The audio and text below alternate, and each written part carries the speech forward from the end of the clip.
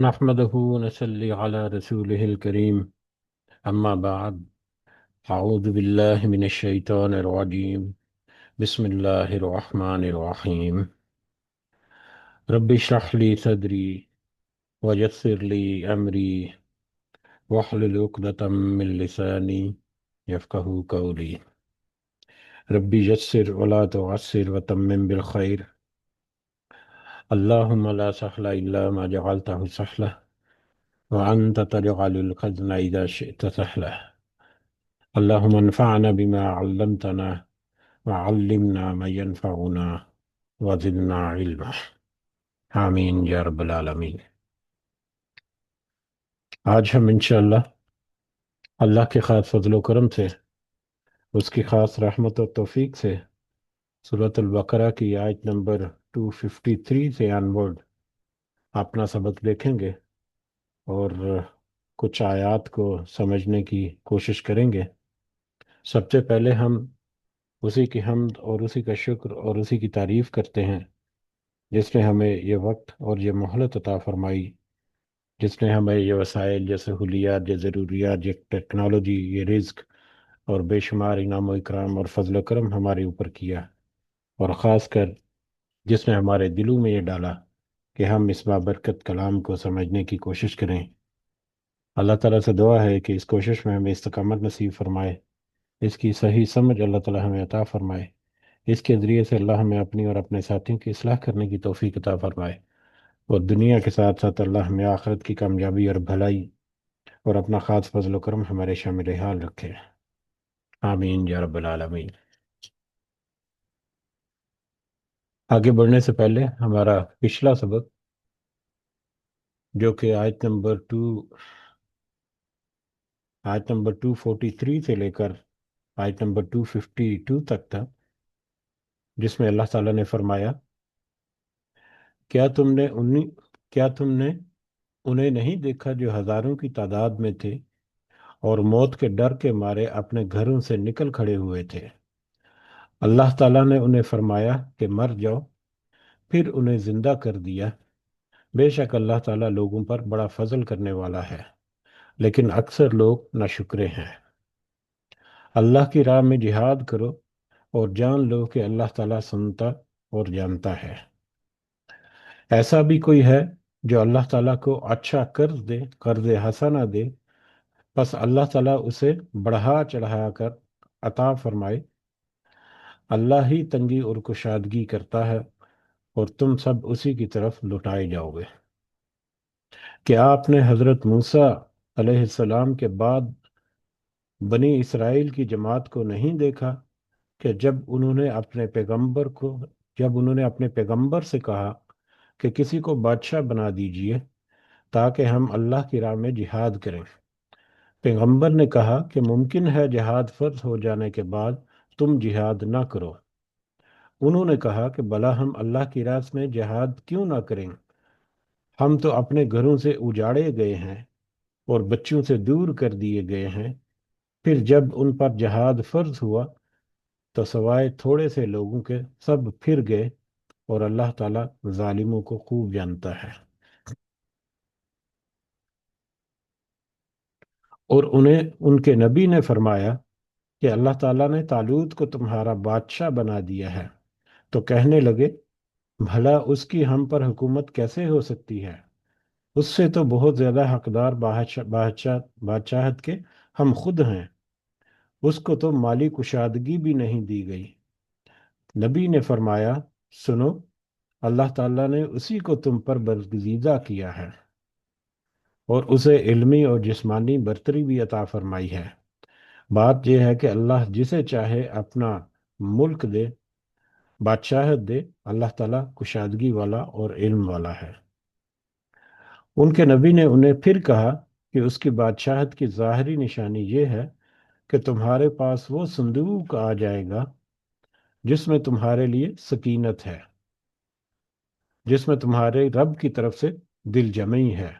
اور آل موسیٰ اور آل ہارون کا بقیہ ترکہ ہے۔ فرشتے اسے اٹھا کر لائیں گے، یقیناً یہ تمہارے لیے کھلی دلیل ہے اگر تم ایمان والے ہو۔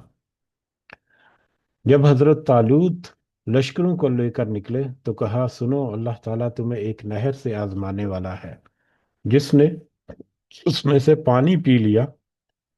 وہ میرا نہیں، اور جو اسے نہ چکھے وہ میرا ہے۔ ہاں، یہ اور بات ہے کہ اپنے ہاتھ سے ایک چلو بھر لے، لیکن سوائے چند کے باقی سب نے وہ پانی پی لیا۔ طالوت مومنین کے ساتھ جب نہر سے گزر گئے تو وہ لوگ کہنے لگے، آج تو ہم میں طاقت نہیں کہ جالوت کے ان لشکروں سے لڑیں۔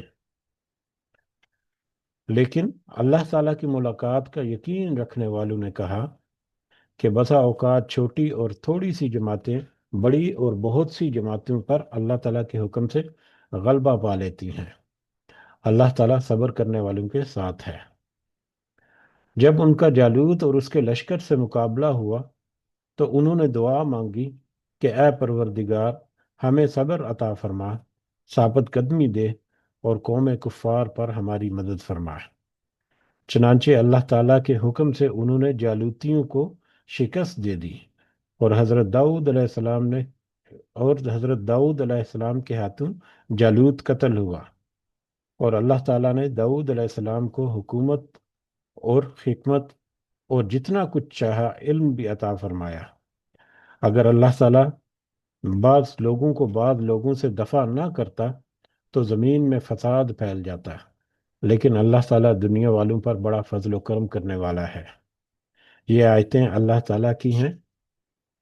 جنہیں ہم حقانیت کے ساتھ آپ پر پڑھتے ہیں، بالیقین آپ رسولوں میں سے ہیں۔ یہ ہمارا پچھلا سبق تھا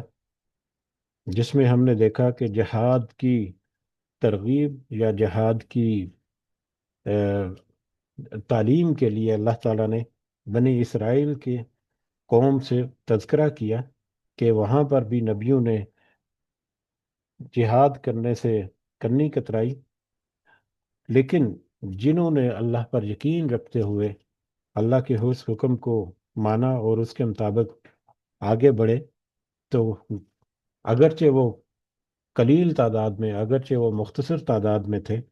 اللہ تعالیٰ نے ان کی مدد فرمائی اور ان کو کامیابی عطا فرمائی۔ اور ان میں طالوت اور جالوت کا واقعہ اور حضرت داؤد علیہ السلام کی حکومت، اس کے شروعات کے بارے میں جو ہمیں پچھلی آیات میں جو سارا قصہ جو ہے وہ ہمارے سامنے آتا ہے، اس کی ہم نے تفصیل سمجھنے کی کوشش کی تھی۔ آج کا ہمارا اگلا سبق جو ہے وہ پارہ نمبر 3 سے شروع ہوتا ہے، آیت نمبر 253۔ تو آج کے سبق کی طرف بڑھتے ہم۔ اعوذ باللہ من الشیطان الرجیم۔ تلک الرسل، یہ سب رسول ہیں۔ یہ آیت نمبر 253 جو ہے، اس آیت کے مطابق یا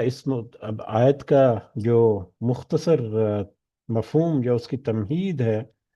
وہ کچھ اس طرح سے ہے کہ اس آیت میں اللہ تعالیٰ نے مختلف انبیاء کو مختلف معجزات کے ذریعے سے ایک دوسرے پر ممتاز کیا، جو اس کے بارے میں اللہ تعالیٰ نے فرمایا کہ اس سے پہلے نبی کریم صلی اللہ علیہ وسلم سے پہلے بھی جتنے انبیاء تھے، جتنے نبی تھے، جتنے رسول تھے، ان کو مختلف انداز میں ایک دوسرے پر فضیلت دی اللہ تعالیٰ نے۔ مختلف انبیاء کو مختلف معجزات کے ذریعے ایک دوسرے سے ممتاز کیا، اور پھر ان کو واضح طور پر ان کی قوموں کے اوپر حق جو ہے وہ واضح کر دیا، اور ان کو بتا دیا واضح طور پر کہ اللہ تعالیٰ کی طرف سے یہ دین جو ہے یہ حق ہے، اور انسان کی جو اس دنیا کی زندگی ہے وہ محض ایک آزمائش ہے اللہ تعالیٰ کی حکمت کے ذریعے سے، اور اللہ تعالیٰ نے حکمت کے ساتھ اختیار عطا کیا، اختیار دیا انسان کو کہ وہ حق اور باطل جو کہ ان کے نبیوں اور ان کے رسولوں کے ذریعے ان پر واضح ہو چکا، اس حق اور باطل کو پہچان کر اپنی مرضی سے اپنے اختیار کو استعمال کرتے ہوئے، اللہ تعالیٰ کے اس عطا کردہ اختیار کو استعمال کرتے ہوئے اپنے لیے راستہ چنے۔ جو راستہ وہ چنیں گے اس کے مطابق ان کے ساتھ آخرت میں یا قیامت کے دن معاملہ ہوگا۔ لیکن افسوس کہ انسان جو ہے وہ ضدی اور ہٹ درم ہے، اس نے اپنی مرضی سے ایسے راستے چنے جو کہ ان کو تباہی اور بربادی کی طرف لے کر جانے والے تھے۔ جبکہ اللہ تعالیٰ نے تو پچھلے انبیاء کے ذریعے سے واضح کر دیا کہ ان کا راستہ، ان کا چناؤ، ان کا اختیار ہے۔ اگر وہ غلط راستہ چنیں گے کہ اس کے ذمہ دار جو ہیں وہ خود ہوں گے۔ اگر اللہ تعالیٰ چاہتا تو وہ دوسرے جانوروں کی طرح، دوسرے جانداروں کی طرح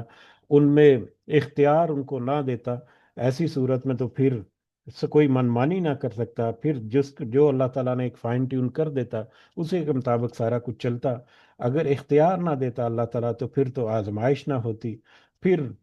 پھر حساب کتاب کا کوئی منطق اور کوئی لوجک نہیں بنتی، پھر تو کسی کو سزا اور کسی کو جزا دینے کی کوئی منطق اور لوجک نہ بنتی۔ تو لہذا اللہ تعالیٰ نے ہر چیز واضح کر دی، اور اللہ تعالیٰ اگر چاہتا تو سب کو برابر کرتا، لیکن یہ اللہ تعالیٰ کی حکمت تھی جس کو واضح کر دیا، لیکن انسان نے اس حکمت کو سمجھ بوجھ کر بھی اپنی منمانی سے ایسے راستے اختیار کیے جو کہ اس کی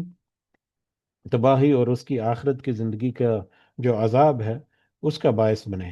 تو یہ ایک لب لباب ہے اس آیت کا، آیت نمبر 253 کا۔ تو اس کے مطابق ہم دیکھتے ہیں کہ سب سے پہلے انبیاء کو اللہ تعالیٰ نے، مختلف انبیاء کو مختلف معجزات کے ذریعے سے ایک دوسرے کے اوپر فضیلت دی، اور پھر الٹیمیٹ ایک فضیلت جو ہے یا ایک بلند درجات ہے وہ اللہ تعالیٰ نے نبی کریم صلی اللہ علیہ وسلم کو عطا فرمائی۔ اور یہ فضیلت جو ہے نبیوں کی دنیا میں بھی ہے اور آخرت میں بھی ہے۔ دنیا میں بھی کچھ معاملات میں ایک دوسرے کے اوپر فضیلت اور برتری ہے انبیاء کی، اور آخرت میں بھی۔ لیکن یہ استحقاق کہ کس نبی کو کیا فضیلت دی اور کس میٹر میں اللہ تعالیٰ نے فضیلت عطا فرمائی، یہ صرف اور صرف اللہ تعالیٰ کے اختیار ہے، اس کا استحقاق ہے۔ انسان کا کوئی حق نہیں کہ وہ کسی نبی کو، کسی نبی کے اوپر کسی انداز سے فضیلت دے کہ جس کے نتیجے میں ایک نبی کی شان جو ہے وہ بڑھ جائے، اور اس کے نتیجے میں کسی دوسرے کی نبی کی شان میں کوئی کمی کرے۔ انسان کی یہ کوئی اس کا استحقاق نہیں، یہ صرف اور صرف اللہ تعالیٰ کا ہے۔ لہذا نبی کریم صلی اللہ علیہ وسلم کی احادیث بھی ہم دیکھیں گے کہ نبی کریم صلی اللہ علیہ وسلم نے منع فرما دیا، حتیٰ کہ نبی کریم صلی اللہ علیہ وسلم کے بارے میں بھی کچھ ایسی کمپیریزن کرنے سے دوسرے نبیوں کے ساتھ کہ جس سے اس طرح کی ایک سچویشن ڈیولپ ہو کہ ایک نبی جو ہیں یا نبی کریم صلی اللہ علیہ وسلم جو ہے ان کے درجات جو ہیں بلند ہیں، اور دوسرے نبی جو ہیں ان کے درجات ان سے کم تر ہیں۔ یہ اللہ تعالیٰ کی طرف سے اللہ تعالیٰ کا فضل ہے ان کے اوپر، جس پر جس قدر اللہ تعالیٰ نے چاہا، انسان کا اس میں کوئی لینا دینا نہیں۔ تو بہرحال یہ اس آیت کا مفہوم اور اس کا مختصر تمہید ہے۔ اس کے مطابق ہم جب آگے بڑھتے ہیں تو ہمارے اوپر دونوں نقطے جو ہیں وہ واضح ہو جائیں گے۔ پہلا نقطہ کہ اللہ تعالیٰ نے فضل عطا کیا، مختلف انبیاء کو ایک دوسرے کے اوپر فضیلت عطا کی، اور دوسرا واضح ہو جانے کے باوجود حق کو لوگوں نے اپنی منمانی سے زندگی گزاری، جبکہ اللہ تعالیٰ اگر چاہتا تو سب کو برابر کر دیتا، لیکن ایسی صورت میں اس کی حکمت جو ہے وہ کچھ اور ہوتی۔ تو بڑھتے ہیں آیت کی طرف۔ اعوذ باللہ من الشیطان الرجیم۔ تلک الرسل، یہ سب رسول، فضلنا بعضهم علی بعض، ہم نے فضیلت دی ان میں سے بعض کو بعض پر۔ یہ سب رسول نبی کریم صلی اللہ علیہ وسلم اور ان سے پہلے جو رسول آئے، ان رسولوں کے بارے میں کہ ہم نے تو، یعنی اللہ تعالیٰ نے تو ان میں سے بعض کو بعض پر فضیلت دی، بعض کو بعض پر دنیا میں بھی اور قیامت کے دن آخرت میں بھی کسی ایک کو کسی دوسرے کے اوپر کوئی فضیلت دی۔ یہ عقیدہ انبیاء کے درجات میں، کہ انبیاء کے درجات ہیں مختلف ہیں، ان کی فضیلتیں جو ہیں وہ مختلف ہیں، اور پھر الٹیمیٹلی نبی کریم صلی اللہ علیہ وسلم کی جو فضیلت ہے وہ تمام نبیوں سے بالا تر ہے۔ یہی ہمارا جو ایک اجماعی عقیدہ ہے جو کہ ہمیں قرآن و حدیث سے ملتا ہے، لیکن قرآن و حدیث کی جو بریکٹس ہیں ان بریکٹ سے باہر نکل کر ہم کسی قسم کا غلو، کسی قسم کا مطلب ایسا اظہار عقیدت کہ جو ان نبیوں کو، حتیٰ کہ نبی کریم صلی اللہ علیہ وسلم کو بھی ان کا جو مقام اور مرتبہ ہے اس سے بڑھا کر کچھ ایسا کر دے کہ جیسے کہ کچھ لوگ جو ہیں وہ کرتے ہیں، تو اس سے بھی ہمیں منع فرما دیا گیا ہے۔ جیسے کہ سورہ بنی اسرائیل میں اللہ تعالیٰ نے فرمایا، سورہ بنی اسرائیل میں اللہ تعالیٰ نے فرمایا، بلا شبہ یقیناً ہم نے بعض نبیوں پر فضیلت بخشی، اور ہم نے داؤد کو زبور عطا فرمائی۔ اسی طرح سے سورۃ الاحزاب میں ہے، اور بھی بہت ساری آیات میں اس طرح کی جو ایک دوسرے کے اوپر فضیلتیں یا مختلف انبیاء کی مختلف فضیلتیں جو ہیں وہ ہمیں ملتی ہیں۔ سورۃ الاحزاب کی آیت نمبر 140 میں نبی کریم صلی اللہ علیہ وسلم کے بارے میں اللہ تعالیٰ نے فرمایا کہ لیکن وہ اللہ کا رسول اور تمام نبیوں کا ختم کرنے والا یعنی خاتم النبیین ہے نبی کریم صلی اللہ علیہ وسلم۔ تو یہ نبی کریم صلی اللہ علیہ وسلم کی ایک فضیلت جو ہے وہ اللہ تعالیٰ نے قرآن مجید میں ارشاد فرمائی۔ اسی طرح سے احادیث میں بھی ہمیں پتہ چلتا ہے، جیسا کہ صحیح مسلم کی ایک حدیث ہے، حضرت ابو ہریرہ رضی اللہ تعالیٰ عنہ بیان کرتے ہیں، رسول اللہ صلی اللہ علیہ وسلم نے فرمایا، میں قیامت کے دن بنی آدم کا سردار ہوں گا، سب سے پہلے میری ہی قبر کھولی جائے گی، سب سے پہلے میں ہی شفاعت کروں گا، اور سب سے پہلے میری ہی شفاعت قبول کی جائے گی۔ تو اس سے بھی نبی کریم صلی اللہ علیہ وسلم کی جو ایک افضلیت ہے، ان کی فضیلت جو ہے آخرت میں بھی قیامت کے دن بھی، وہ بھی ہمیں اندازہ ہوتی ہے۔ اسی طرح سے صحیح مسلم کی ایک اور حدیث، حضرت انس رضی اللہ تعالیٰ عنہ بیان فرماتے ہیں، رسول اللہ صلی اللہ علیہ وسلم نے فرمایا، سب سے پہلے جن سب سے پہلے جن سب سے پہلے میں جنت کا دروازہ کھٹکھٹاؤں گا۔ تو نبی کریم صلی اللہ علیہ وسلم جو ہے وہ سب سے پہلے جنت کا دروازہ کھٹکھٹانے والے ہوں گے۔ لیکن اس کے باوجود نبی کریم صلی اللہ علیہ وسلم نے اتنی فضیلت قرآن و مجید میں، قرآن و حدیث میں واضح ہو جانے کے باوجود نبی کریم صلی اللہ علیہ وسلم نے کچھ مواقع پر منع کر دیا کہ نبی کریم صلی اللہ علیہ وسلم کی فضیلت کو بھی اس طرح بڑھا چڑھا کر پیش مت کیا جائے کہ دوسرے انبیاء جو ہیں ان کی فضیلت جو ہے یا ان میں کچھ کمی آئے ان کے مقام میں۔ جیسے کہ بخاری اور مسلم کی ایک روایت، ایک واقعہ جو ہے وہ ملتا ہے ہمیں حضرت ابو ہریرہ رضی اللہ تعالیٰ عنہ سے، کہ ایک مسلمان اور ایک یہودی نے باہم گالی گلوچ کی۔ مسلمان نے کہا، اس ذات کی قسم جس نے محمد صلی اللہ علیہ وسلم کو جہان والوں کے لیے منتخب کر لیا، اور یہودی نے کہا کہ اس ذات کی قسم جس نے موسیٰ علیہ السلام کو تمام جہانوں کے لیے منتخب کر لیا۔ اس پر مسلمان نے یہودی کے منہ پر تھپڑ دے مارا۔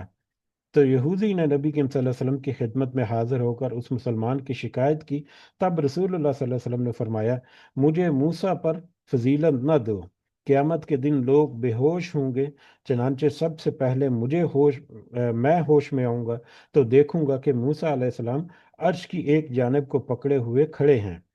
نہیں معلوم کہ موسیٰ علیہ السلام مجھ سے پہلے ہوش میں آ جائیں گے یا ان میں سے ہوں گے جنہیں اللہ تعالیٰ نے اس بے ہوشی سے مستثنیٰ کر رکھا ہوگا۔ تو حضرت موسیٰ علیہ السلام کی آخرت میں یا قیامت کے دن نبی کریم صلی اللہ علیہ وسلم کی اس حدیث کے مطابق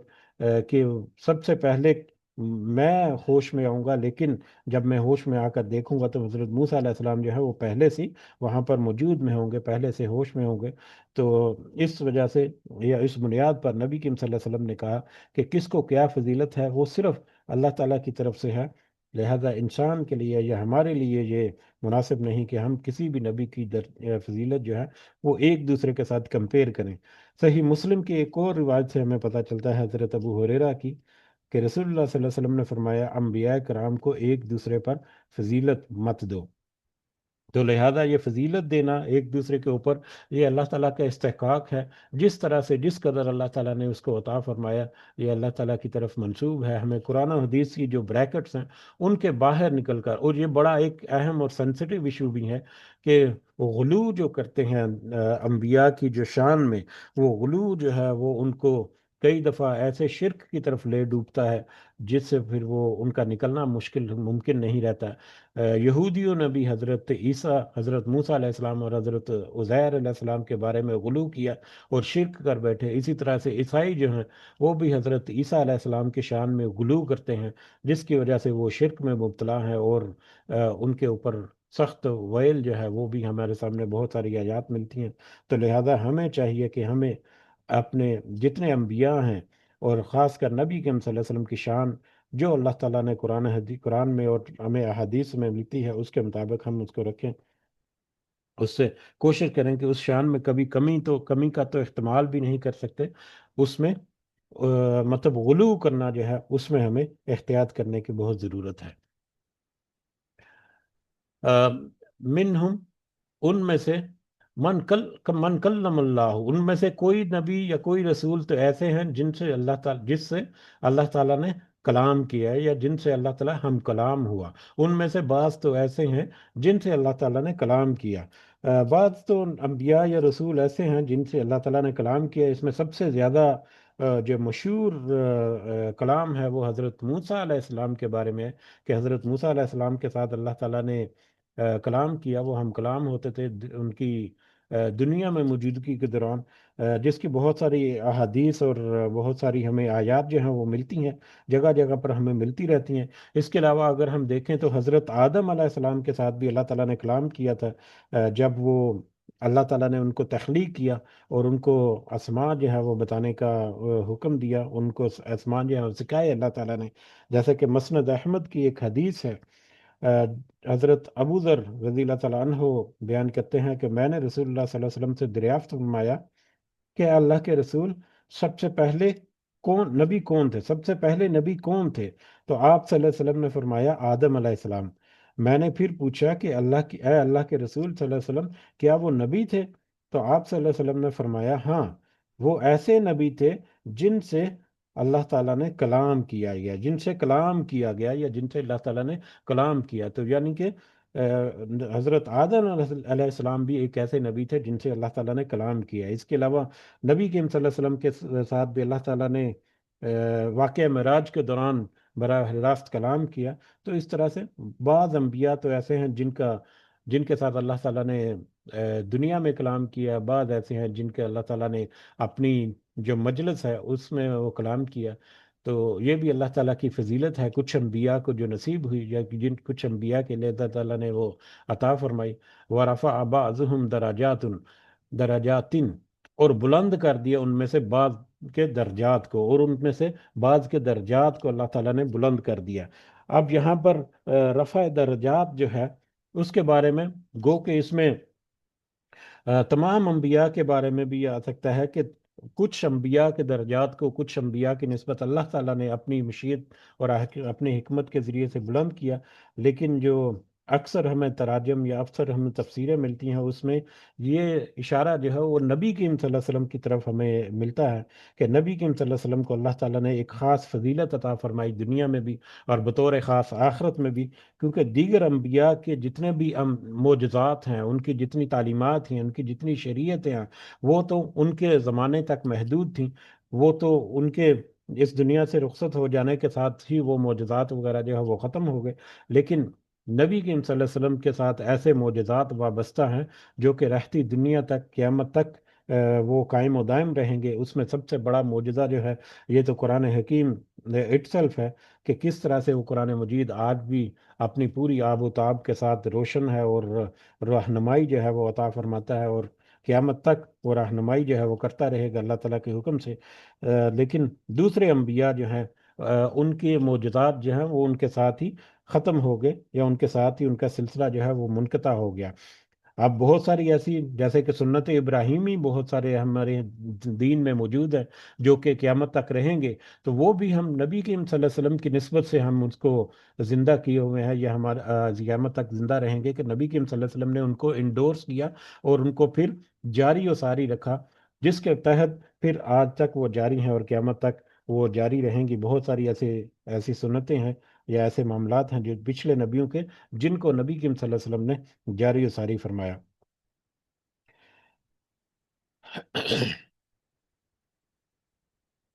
तो यहाँ पर रफ़ा दर्जात के बारे में कुछ आयात जो हैं वो आगे आएंगी। बड़ा मुफस्सल ये एक मौजू है कि अल्लाह ताला ने नबी करीम सल्लल्लाहु अलैहि वसल्लम के दर्जात को, या उनका जो मतलब नाम है, नाम ग्रामी है, उसको किस कदर बुलंद किया, और किस कदर क़यामत तक उनका नाम जो है वो मुख्तलिफ अंदाज से लेते लिया जाता रहेगा। दरूद शरीफ की फजीलत जो है वो उसको हम सब सिर्फ जान लें तो उसी से हमें अंदाज़ा हो जाता है कि नबी करीम सल्लल्लाहु अलैहि वसल्लम के दर्जात को, या उसके उनके उनकी जो तारीफ है अल्लाह ताला ने उसको किस कदर बुलंद कर रखा है। वह आतना ईसा इब्न मरियम अलबय्यिनाती, और हमने दी ईसा इब्न मरियम को खुली निशानियां। व अय्यदनाहु बिरूहिल कुदस, और हमने उसकी मदद की रूहुल कुदस से। और हमने फिर हजरत ईसा अलैहिस्सलाम, ईसा इब्न मरियम को अलैहिस्सलाम खुली निशानियां, खुले मोजज़ात عطا فرمائے، اور پھر ہم نے روح القدس یعنی روح الامین جو ہے حضرت جبرائیل علیہ السلام کے ذریعے پھر حضرت عیسیٰ علیہ السلام کی مدد کی۔ یہاں پر حضرت عیسیٰ علیہ السلام کی طرف بطور خاص جو ہے وہ تذکرہ اس لیے بھی ہے کہ آج کی دنیا میں اگر ہم دیکھیں تو مسلمانوں کے علاوہ، اسلام کے علاوہ، یہودی اور عیسائی جو ہیں وہ بڑے الہامی مذاہب ہیں، اور یہودی اور عیسائی جو ہیں وہ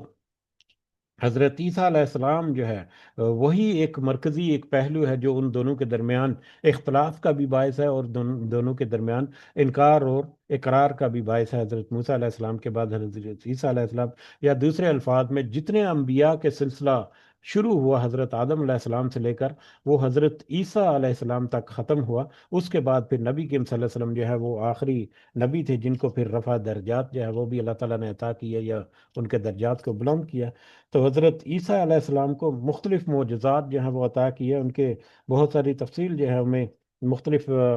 آیات میں اور احادیث میں ملتی ہیں۔ سورہ آل عمران کی آیت نمبر 48 سے 50 تک بھی کافی تفصیل کے ساتھ ہے، لیکن اس کے علاوہ سورۃ المائدہ کی آیت نمبر 110 اور 111 میں بھی مختلف انداز میں اللہ تعالیٰ نے حضرت عیسیٰ علیہ السلام کے ساتھ جو معجزات منسوب ہیں ان کا تذکرہ کیا، کچھ اس انداز سے کیا کہ اس سورہ معاہدہ کی آیت نمبر 110 سے 111، جب اللہ تعالیٰ کہے گا اے عیسیٰ ابن مریم اپنے اوپر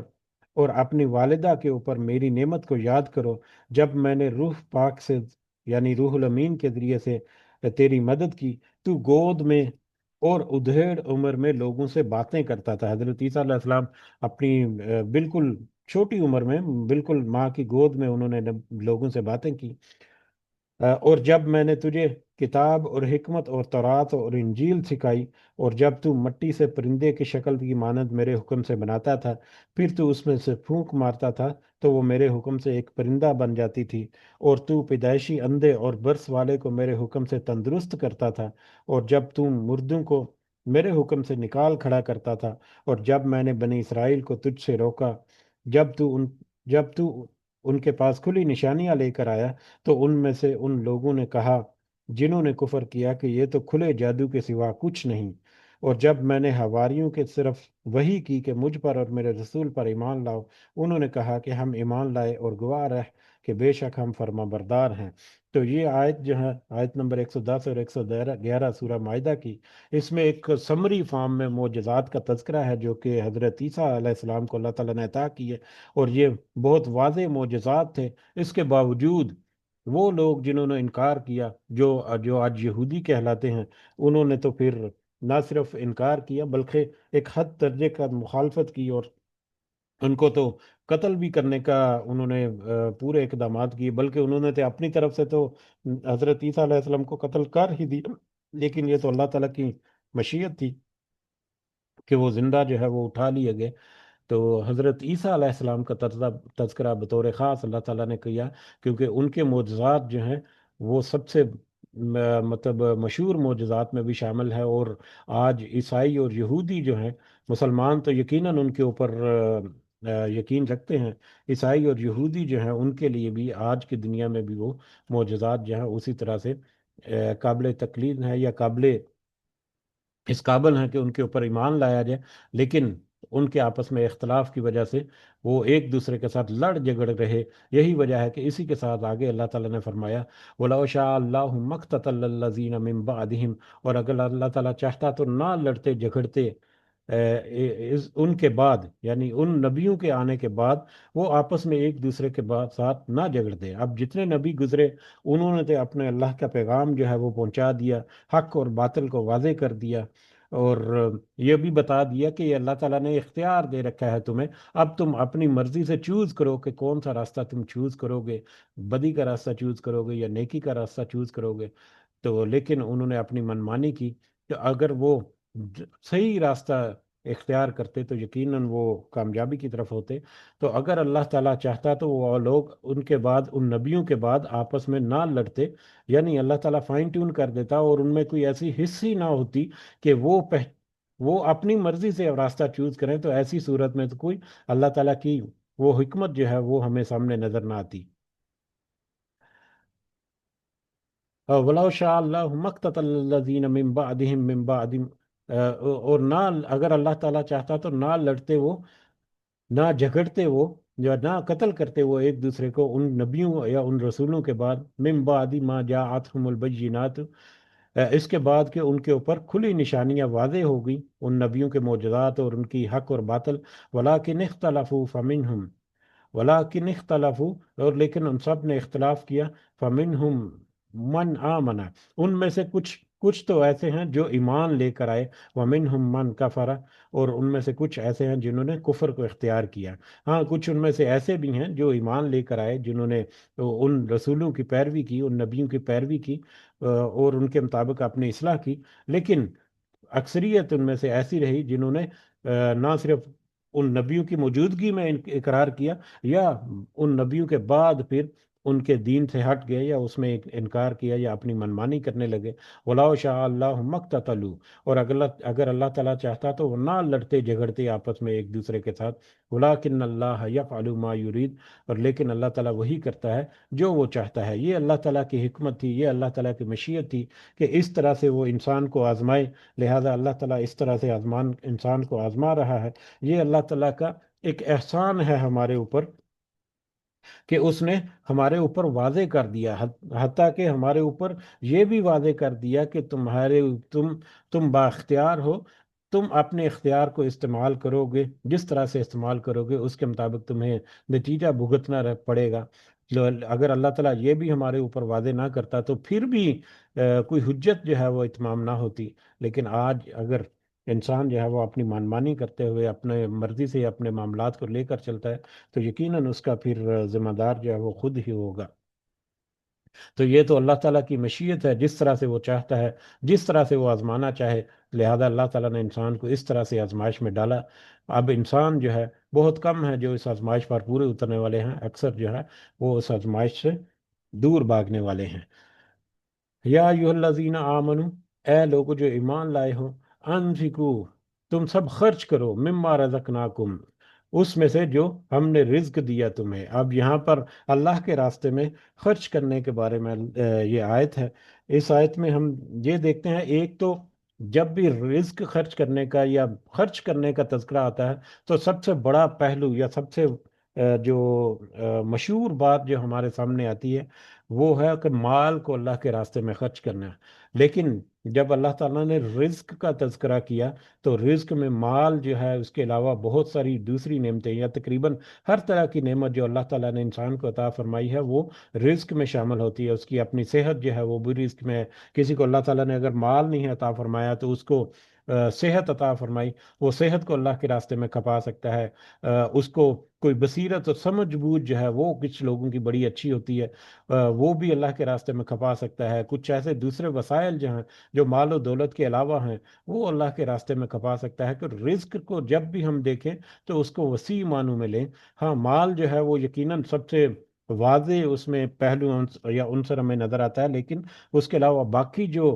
رزق کی کیٹیگریز ہیں ان کو اگنور نہیں کرنا چاہیے، بلکہ ان کو اپنے سامنے رکھنا چاہیے، کیونکہ ایسی آیات جب آتی ہیں تو وہ لوگ جو مالدار نہیں ہیں وہ اپنے آپ کو ایکسکلوڈ کرنے کا کوشش کرتے ہیں یا سمجھتے ہیں کہ ایسے لوگ ایکسکلوڈ ہو جاتے ہیں۔ نہیں، وہ سارے کے سارے لوگ جو ہیں وہ اس میں شامل آتے ہیں جن کو اللہ تعالیٰ نے مختلف انداز سے رزق عطا کر رکھے ہیں۔ تو بہرحال وہ اے لوگوں جو ایمان لائے ہیں، اے ایمان والو، تم اللہ کے راستے میں اس میں سے جو اللہ تعالیٰ نے تمہیں رزق عطا فرمائے ہیں ان میں سے خرچ کرو، من قبلی ان یاتی یوم، اس سے پہلے کہ وہ آ جائے وہ دن، اس سے پہلے کہ تمہارے سامنے وہ دن آ دھمکے، لا بیع، جس دن کوئی تجارت نہیں ہوگی، بیع سودے بازی، لین دین، جس دن کوئی لین دین نہیں ہوگا، یعنی دنیا میں جو تم کرو گے اس کا بدلہ جو ہے وہ آخرت میں ہوگا، دین جو ہے اس کا۔ تو اس دن کے آنے سے پہلے تمہیں چاہیے کہ تم اللہ کے عطا کردہ رزق کو اللہ کے راستے میں خرچ کرو، فی ہی ان یاتی یوم لا بیع فیہ، جس دن کے دن وہ دن آ جائے جس دن کوئی سودے بازی نہ ہوگی اس میں، ولا خلۃ، اور نہ ہی کوئی دوستی کام آئے گی، ولا شفاعت، اور نہ ہی کوئی سفارش اس دن کام آئے گی۔ اس دن سے پہلے، اس دن کے آنے سے پہلے تم اللہ کے راستے میں اس کی نعمتوں میں سے، اس کے رزق میں سے تم خرچ کر دو۔ اور یہ دن جو ہے وہ ایسا اچانک آ دھمکے گا کہ لوگ جو ہیں وہ کہیں گے، یا کہ ایک بندہ وہ کہے گا، سورہ منافقین کی آیت نمبر 10 میں ہے کہ اللہ تعالیٰ نے فرمایا، اور اس میں سے خرچ کرو جو ہم نے تمہیں دیا اس سے پہلے کہ تم میں سے کسی کو موت آ جائے، پھر وہ کہے کہ اے میرے رب، تو نے مجھے قریب مدت تک مہلت کیوں نہ دی کہ میں صدقہ کرتا اور نیک لوگوں میں سے ہو جاتا۔ یعنی اللہ تعالیٰ نے پوری زندگی جو ہے وہ تو تمہیں مہلت دے رکھی، اچانک اس قدر موت جو ہے وہ آ دھمکے گی، تو پھر انسان کہے گا کہ اے اللہ، تو اگر مجھے تھوڑی سی مہلت اور دیتا تو میں تیرے راستے میں صدقہ کرتا تھا کہ نیک لوگوں میں شامل ہو جاتا۔ لیکن وہ دن آنے سے پہلے اللہ تعالیٰ نے اگر اس کو اٹھا لیا تو وہ پھر ہاتھ ملتا رہ جائے گا۔ تو لہذا انسان کی زندگی جو ہے وہی اس کی مہلت ہے کہ اس کے درمیان، اس کے دوران میں وہ جو کچھ کرنا چاہے۔ اور یہ ہمارے سامنے ایک بڑا عام سا کلیہ بھی ہے کہ جب بھی وقت جب گزر جاتا ہے تو ہم سوچتے ہیں کہ اتنی جلدی گزر گیا ساری زندگی۔ ہمارے بوڑھے بوڑھے افراد جو ہیں ان کو اگر ہم دیکھیں یا ان سے ہم پر پوچھیں تو ان کو ایسے لگتا ہے کہ زندگی بس بالکل ہی اچانک سے گزر گئی، اچانک سے بوڑھے ہو گئے، بچپن ختم ہو گیا، جوانی ختم ہو گئی، ساری جوانی کی طاقتیں جو ہیں وہ ختم ہو گئی، اور آج بڑھاپا ختم ہو رہا ہے۔ تو اسی طرح سے انسان جو ہے جب آخرت میں جائے گا تو اس سے جب پوچھا جائے گا کہ بتاؤ ذرا کہ تم کتنی مدت تک رہے، تو چاہے اس نے 100 سال زندگی گزاری ہوگی، وہ کہے گا کہ ایسا لگتا ہے کہ جیسے ایک دن، بلکہ ایک دن کا بھی کچھ حصہ یا کچھ لمحے جو ہے وہ زندگی گزاری۔ تو جب وقت گزر گیا تو اس وقت، یا جب مہلت ختم ہوگی، تو اس وقت ایسے لگے گا جیسے ہمیں کوئی مہلت ہی نہیں ملی۔ تو لہٰذا آج دنیا کی زندگی میں ہمارے پاس وقت ہے کہ ہم اللہ تعالیٰ کے راستے میں خرچ کریں۔ صحیح بخاری کی ایک روایت ہے خرچ کرنے کے بارے میں، حضرت اسما رضی اللہ تعالیٰ عنہا بیان کرتی ہیں، رسول اللہ صلی اللہ علیہ وسلم نے مجھ سے فرمایا، خرچ کرتی رہو اور گن گن کر نہ رکھو، ورنہ اللہ بھی تمہیں گن گن کر دے گا، اور مال کو روک کر نہ رکھو، ورنہ اللہ تعالیٰ بھی تم سے ہاتھ کو روک لے گا۔ تو لہذا جو دوسرے لوگوں کے اوپر خرچ کرتا ہے، اللہ تعالیٰ اس کے اوپر خرچ کرتا ہے اور اس کے اوپر کشادگی عطا کرتا ہے، لیکن جو دوسرے لوگوں سے اپنے ہاتھوں کو روک لیتا ہے، اللہ تعالیٰ بھی اس سے رزق جو ہے وہ روک لیتا ہے۔ بہت ساری احادیث جو ہیں وہ اس سے پہلے گزر چکی ہیں، بعد میں آنے والے وقتوں میں ہم دیکھیں گے انشاءاللہ۔ تو اللہ کے راستے میں خرچ کرنا، ایک تو ان آیات سے پہلے پچھلے سبق میں ہم نے جہاد کے بارے میں دیکھا، جہاد کی ترغیب جو ہے، یا کچھ ہی عرصے بعد یہ آیات کی نازل ہونے کے بعد جہاد کے بہت سارے واقعات جو ہیں وہ بھی ہوئے، اور بدر اور احد اور دوسرے دیگر واقعات۔ تو اس میں بطور خاص جہاد میں نہ صرف مال کو خرچ کرنا، بلکہ اپنی جان کو خرچ کرنا، اپنی محنت مشقت کو خرچ کرنا اللہ کے راستے میں، اس کی ایک خاص اہمیت اور خاص اس کی ضرورت ہے۔ اس لحاظ سے بھی یہ آیات جو ہیں یہ ایک اہم جو نقطہ جو ہے وہ رکھتی ہیں۔ والکافرون ہم الظالمون، اور کافر ہی، کفر کرنے والے ہی سب ظلم ہے، جنہوں نے دنیا کی زندگی میں کفر کیا، یقیناً انہوں نے ظلم کیا۔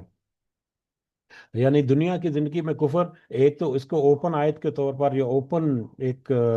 بیان کے طور اگر دیکھیں تو جس جس نے اللہ تعالیٰ کے احکامات کی نافرمانی کی، اس نے گویا کہ اپنے اوپر ظلم کیا۔ یا دوسرے معنوں میں اللہ کے جو رزق ہے اس کو خرچ کرنے کی طرف اگر اس آیت کے اس حصے کو منسوب کریں، تو پھر ہم دیکھتے ہیں کہ جس نے اللہ کے راستے میں خرچ کرنے کا انکار کیا، جس نے اللہ کے راستے میں اس مال کو خرچ کرنے سے انکار کیا یا کرنی کترائی، تو ایسے لوگ جو ہیں در حقیقت ظالم ہیں۔ اس سے یہ بھی استدلال کرتے ہیں کہ جو فرض زکوٰۃ ہے یا فرض صدقات جو ہیں، جو زکوٰۃ ہے، جس نے اس کو خرچ نہ کیا یا جس نے زکوٰۃ ادا نہیں کی، وہ یقیناً کافر ہے۔ اور یہی وجہ ہے کہ نبی کریم صلی اللہ علیہ وسلم کی وفات کے بعد حضرت ابو بکر صدیق نے بھی زکوٰۃ کے منکرین جو تھے یا زکوٰۃ کا انکار کرنے والے جو تھے، ان کے ساتھ جہاد کیا، ان کے ساتھ باقاعدہ جنگ کی، حضرت ابو بکر صدیق نے رضی اللہ تعالیٰ عنہ۔ اللہ لا الہ الا ہو، اللہ کوئی معبود نہیں اس کے سوا، یا اللہ ہی ہے کہ جو کہ واحد معبود ہے، اس کے سوا کوئی معبود نہیں۔ اب یہ آیت نمبر 255 جو ہے، یہ آیت جو ہے، اس آیت کو آیت الکرسی کہتے ہیں، اور یقیناً یہ قرآن مجید کی مشہور ترین آیات میں سے ایک آیت ہے، اور یقیناً ہم سب کو یہ آیت جو ہے وہ زبانی بھی یاد ہوگی۔ اس آیت میں اللہ تعالیٰ نے کی در حقیقت عظمت اور بڑائی کے ساتھ ساتھ اس کی توحید کی ایسی صفات بیان کی گئی ہیں جو ہر طرح کے مادی اور روحانی شرک کی جڑ کاٹ دیتی ہیں۔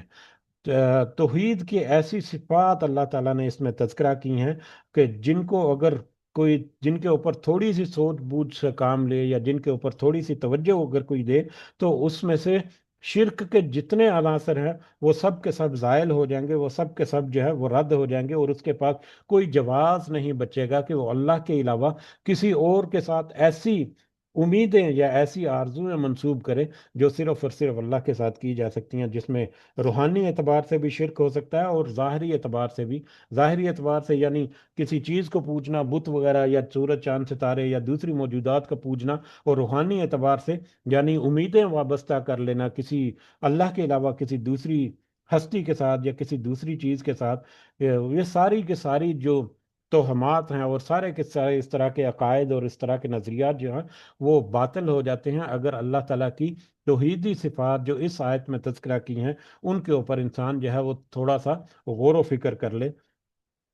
اس اعتبار سے یہ آیت جو ہے معنوی اعتبار سے بھی اور اس کی گہرائی کے اعتبار سے بھی بہت بڑی آیات اور بہت اہم آیات میں اس کا شمار ہوتا ہے۔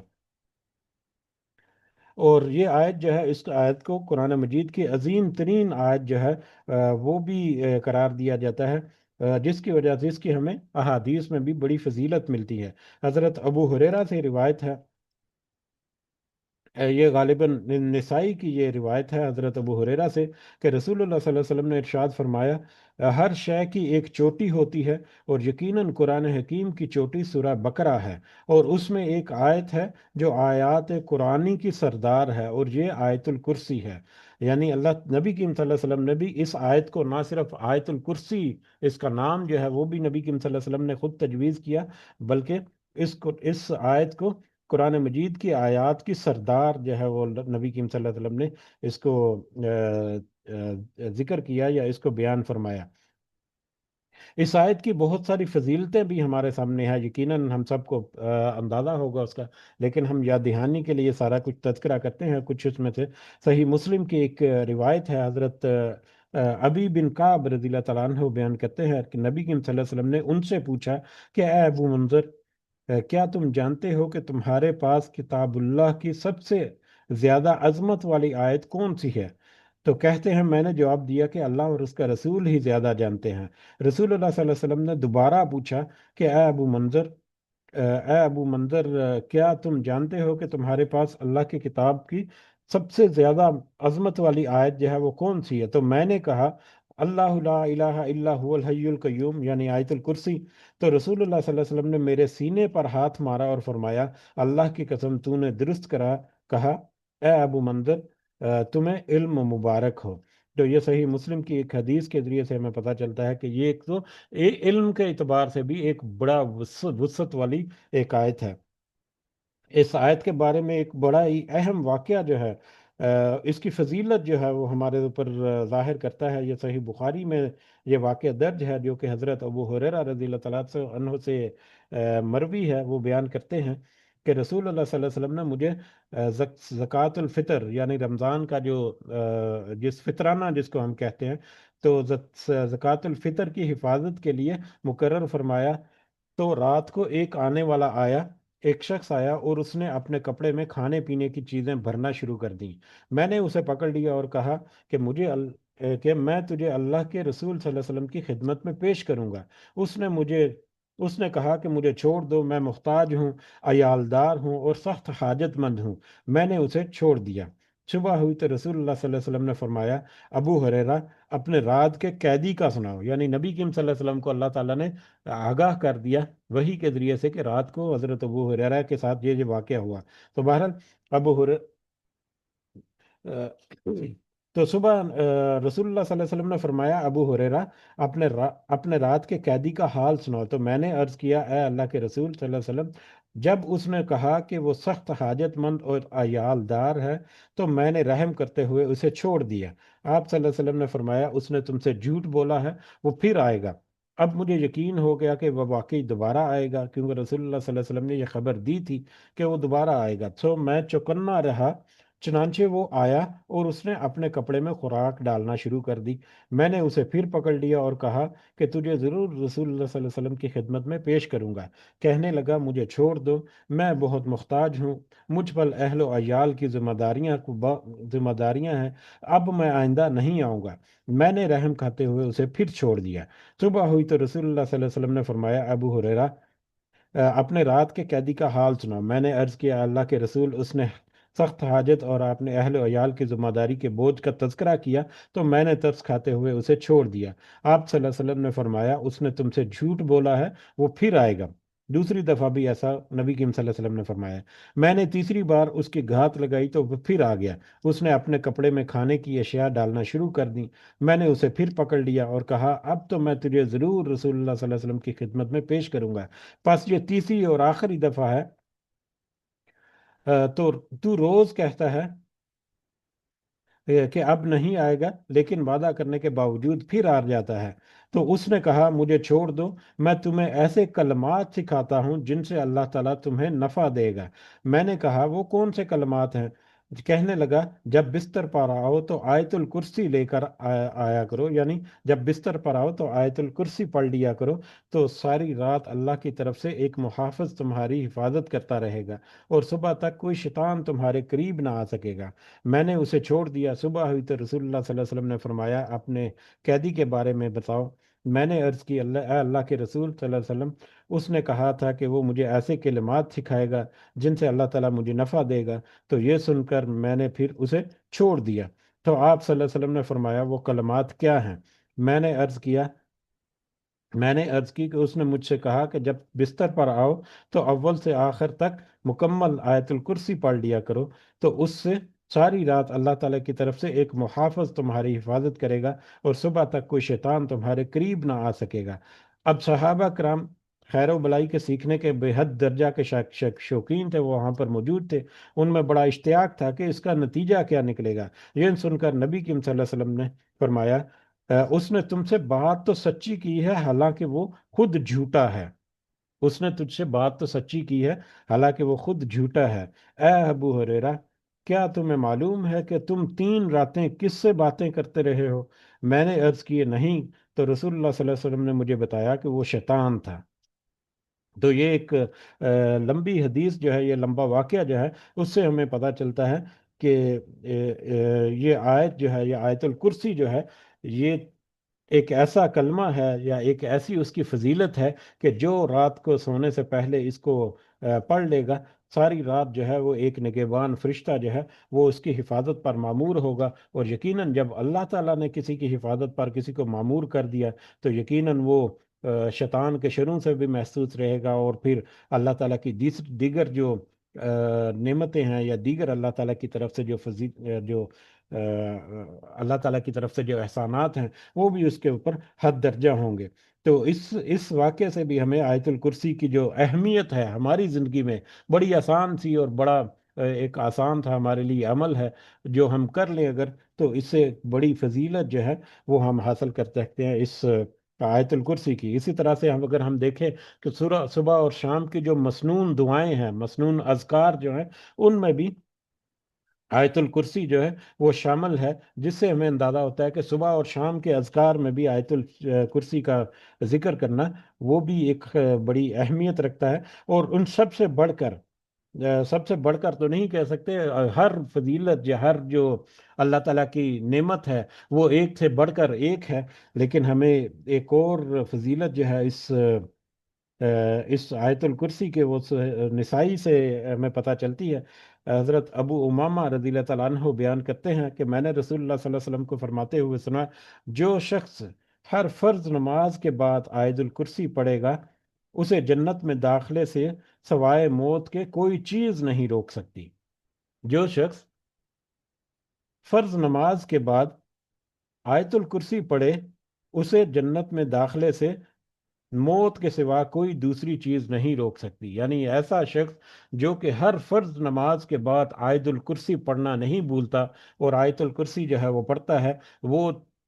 گویا کہ جنت کے ایک کنارے پر کھڑا ہے۔ صرف موت اس کے درمیان حائل ہے، اس کے اور جنت کے درمیان موت کا پردہ جیسے ہی اٹھے گا وہ جنت میں چلا جائے گا۔ تو اس حدیث سے ہمیں یہ اندازہ ہوتا ہے، اور اس قدر بڑی فضیلت جو ہے آیت الکرسی کی، اس حدیث سے ہمیں اندازہ ہوتی ہے کہ ایک شخص جو کہ اہتمام کے ساتھ اپنے فرض نمازوں کے بعد آیت الکرسی پڑھتا ہے، تو یقیناً اللہ تعالیٰ کی ایک ایسی نعمت جو ہے وہ اس کو میسر ہے، کہ جو صرف موت کا ایک پردہ حائل ہے اس نعمت کے حصول کے لیے اس میں۔ تو اس حدیث کے مطابق بھی یہ بہت ہی اہم اور بہت ہی فضیلت والی ایک آیت ہے ہمارے لیے، جو کہ بڑی آسان بھی ہے ہمارے لیے۔ جب بھی ہم فرض رکعت ادا کریں، اس کے ساتھ چند سیکنڈ لگتے ہیں، ہم آیت الکرسی کا اگر ہم تذکرہ کر لیں، اس کو ایک دفعہ دہرا لیں، تو یقیناً اللہ تعالیٰ کی یہ فضیلت جو ہے ہمارے پاس رہے گی، جس کا ہم مشاہدہ ضرور کریں گے۔ اگر یقین کر کے اس کے اوپر ہم عمل کریں گے، تو یقیناً اللہ تعالیٰ ہمیں اس کا مشاہدہ ضرور کرے گا۔ اللہ تعالیٰ ہم سب کو نصیب کرے کہ ہم ایک تو عمل کر سکیں، اور دوسرا اس عمل کا جو نتیجہ، جیسا کہ ہمارے سامنے یہ ہے حدیث سے ہمیں ملتا ہے، اللہ تعالیٰ ہمیں اس نتیجے کے قابل بھی بنائے اور نتیجہ ہمارے نصیب میں بھی فرمائے، آمین۔ تو اس مختصر تمہید کے ساتھ ہم آیت الکرسی جو ہے وہ اس کو شروع کرتے ہیں، اور جیسا کہ تذکرہ ہوا کہ یہ آیت الکرسی موضوع کے اعتبار سے یا اس کے جو کنٹینٹس ہیں اس کے اعتبار سے اگر دیکھیں، تو توحید کی ایسی صفات اس میں تذکرہ کی گئی ہیں اللہ تعالیٰ کی طرف سے، کہ جن کے اوپر تھوڑا سا انسان غور و فکر کرے تو ہر طرح کے شرک سے وہ پاک ہو جاتا ہے، یا ہر طرح کا شرک جو ہے اس کی جڑ کٹ جاتی ہے۔ تو واپس آتے ہیں، اعوذ باللہ من الشیطان الرجیم۔ اللہ لا الہ الا ہو، اللہ کوئی معبود نہیں اس کے سوا، اللہ ہی ہے جو واحد معبود ہے، اس کے علاوہ کوئی معبود نہیں، کوئی اس لائق نہیں کہ اس کی عبادت کی جائے۔ اس سے ملتی جلتی بہت سی آیات یا بہت سی آیت کے حصے جو ہیں وہ ہمیں ملتے ہیں، جیسا کہ سورہ بقرہ کی آیت نمبر 163 میں بھی ہم اس سے پہلے پڑھے ہیں، وَإِلَٰهُكُمْ إِلَٰهٌ وَاحِدٌ لَا إِلَٰهَ إِلَّا هُوَ الرَّحْمَٰنُ الرَّحِيمُ، کہ تمہارا معبود ایک ہی معبود ہے، اس کے سوا کوئی معبود نہیں، بے حد رحم کرنے والا اور نہایت مہربان ہے۔ تو اللہ کے سوا کوئی معبود نہیں، کوئی اس لائق نہیں کہ اس کی عبادت کی جائے، اور یہ عبادت یا اللہ کی جو معبودیت ہے، وہ الوہیت ہے، اس میں روحانی اعتبار سے بھی اور ظاہری اعتبار سے بھی اور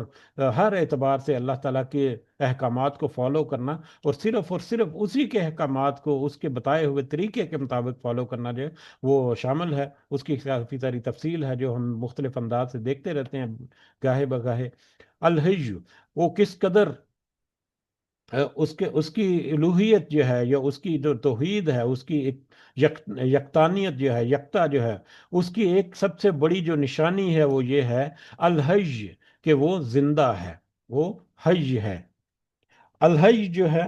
اس کا معنی جو ہے وہ دو اس کے پہلو ہیں، ایک تو ہے کہ وہ ہمیشہ سے زندہ ہے، اور دوسرا وہ ہمیشہ زندہ رہے گا۔ الحی میں دونوں پہلو شامل ہیں، کہ وہ ہمیشہ سے زندہ ہے اور ہمیشہ وہ زندہ رہے گا، اس کی نہ کوئی ابتدا ہے اور نہ ہی کوئی انتہا ہے، اس کے سوا کسی ہستی میں یہ خوبی نہیں ہو سکتی۔ اب یہ نہ ہی ابتدا اور نہ ہی انتہا جو ہے، کچھ لوگ جو ہیں اس کے اوپر کچھ شک کرتے ہیں کہ یہ کیسے ممکن ہے۔ بہت سارے مختلف موضوعات کے مطابق یہ تو ایک موضوع ہے، یہاں پر اللہ تعالیٰ کی جو حیات ہے یا اس کا زندہ ہونا، کہ وہ ہمیشہ سے ہے یا اور ہمیشہ رہے گا۔ کچھ لوگ جو ہیں ان کے ذہن میں اگر کوئی اشکال آتا ہے، خاص کر جو انکار کرنے والے جو لوگ ہیں، کہ کیسا ممکن ہے کہ کسی کی کوئی ابتدا نہ ہو، تو ان کے لیے یہ ایک بڑا آسان سا کلیہ ہے، کہ وہ اپنی زندگی میں بہت سارے ایسے کنسپٹ جو ہیں وہ ان کے پاس موجود ہیں، جن کے اوپر وہ اعتماد کرتے ہیں، وہ جن کو وہ مانتے ہیں۔ اگر وہ ان کنسپٹ کے اوپر تھوڑا سا غور کریں، تو وہ اس چیز پر ماننے کا تیار ہو جائیں گے کہ اگر وہ کنسپٹ ان کا سچا ہے، یا اس کنسپٹ کے اوپر وہ مطلب اس کنسپٹ کو وہ مانتے ہیں، تو پھر اس کنسپٹ سے وہ انکار نہیں کر سکتے کہ اللہ تعالیٰ جو ہے وہ ہمیشہ سے ہے اور ہمیشہ رہے گا۔ وہ کنسپٹ بڑا سادہ سا ہے، وہ انفینٹی کا کنسپٹ ہے. انفینٹی